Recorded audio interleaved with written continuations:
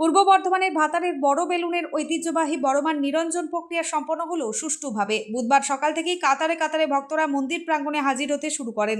কোনোরূপ অপ্রীতিকর ঘটনা এড়াতে গোটা এলাকা জুড়ে মোতায়েন ছিল ভাতার থানার পুলিশ। মায়ের নিরঞ্জন যাত্রায় হাজার হাজার দর্শনার্থীর ভিড়।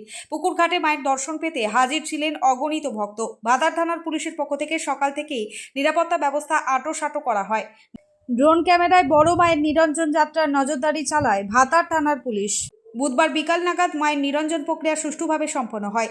নিরঞ্জন প্রক্রিয়া সম্পন্ন হওয়ার পর দর্শনার্থীরা ভারাক্রান্ত মন নিয়ে বাড়ি ফেরেন। আবারও একটি বছরের অপেক্ষা। পূর্ব বর্ধমানের ভাতার থেকে শেখ মিলনের রিপোর্ট, 7 দিন টিভি।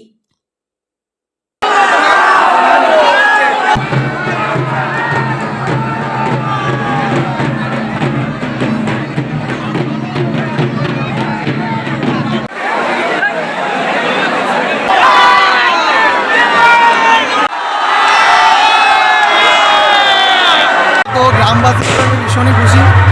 একজন প্রশাসনের পুলিশ প্রশাসনের সহযোগিতা, গ্রাম এবং গ্রামের বাইরের মানুষ সকলে সহযোগিতাপূর্ণভাবে যে এত সুন্দর মায়ের নিরঞ্জন পর্ব আমাদের সম্পন্ন আমরা দেখেছেন কয়েক হাজার হাজার কাতারে কাতারে মানুষের ভিড় হয়।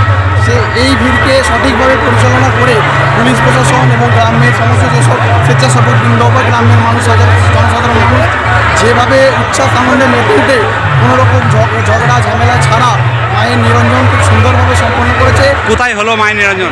এটা আমাদের বড় বেলুনের যে বড় পুকুর আছে, সেই বড় পুকুরের যে নির্দিষ্ট ঘাট যেখানে প্রতিবার নিরঞ্জন হয় সেখানে মায়ের নিরঞ্জন হয়েছে।